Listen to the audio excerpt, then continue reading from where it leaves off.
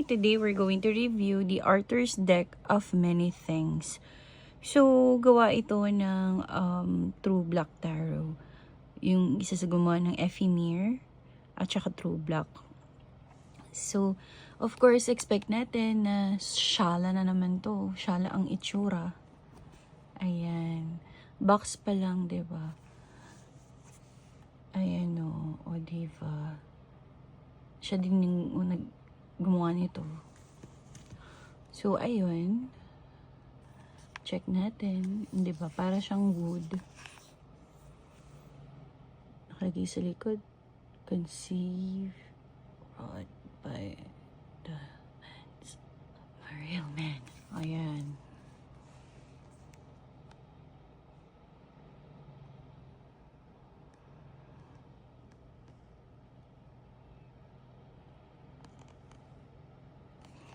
Hindi ko alam na bura ba yun.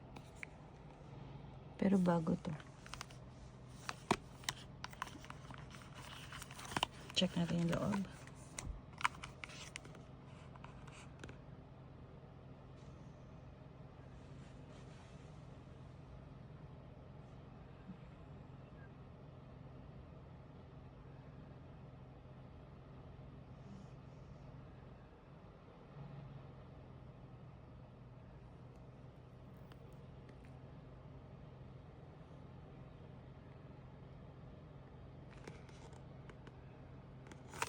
Ay, sorry.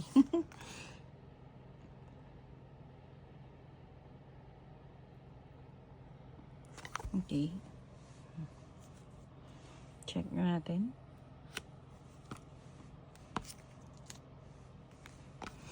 Okay, wala siyang instructions. Ito ang instructions niya. Card din. Ayan.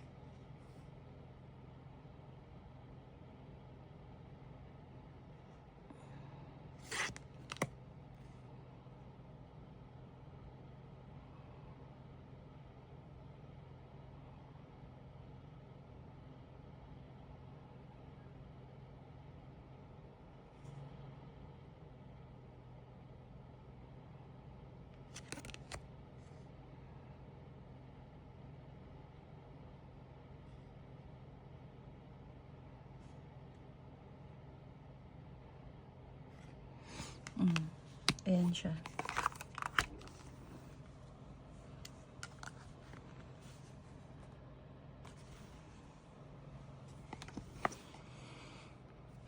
So, yung card, napakaganda.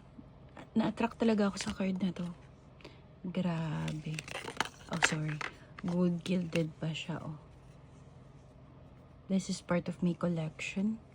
So, ayan. Ganda niya.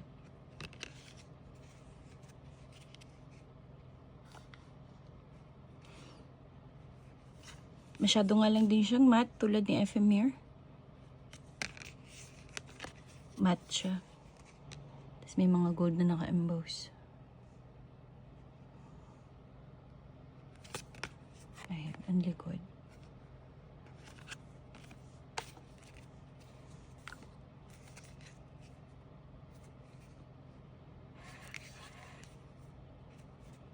Try, ano na natin, flip through na natin.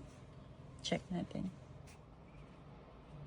Maglalagay ako ng music sa background. Tapos lalagay ko siya dito. If masyado mabilis, pwede nyo pong i-pause.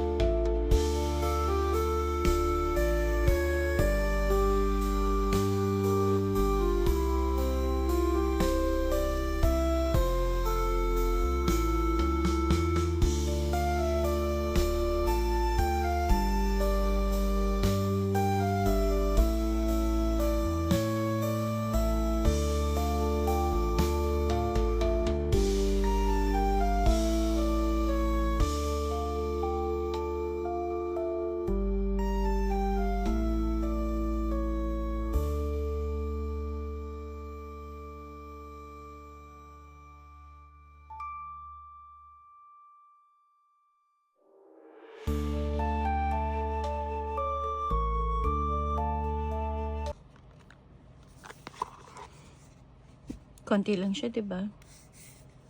Pero ang ganda ng mga images niya. Try natin i-shuffle. Tapos check natin kung ano yung meaning, no? So, recommended shuffle ko ganito kasi hindi mo pwede siya i-shuffle ng masyado manipis kapag gagawin natin ganito. Diba? So, ganito lang talaga ang shuffle sa kanya.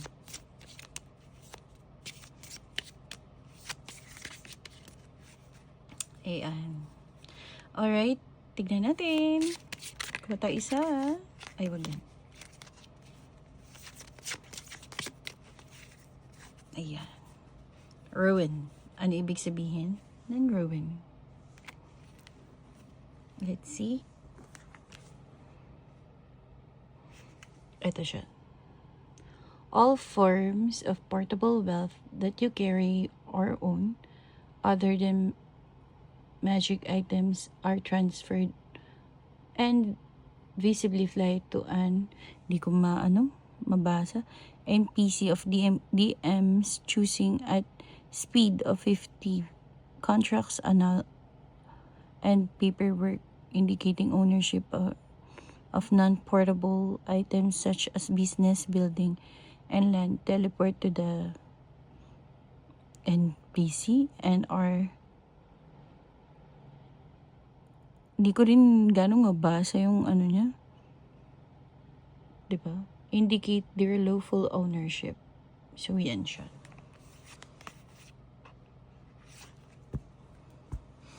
Okay, for me, ang ganda eh. Nagagandaan ako sa kanya.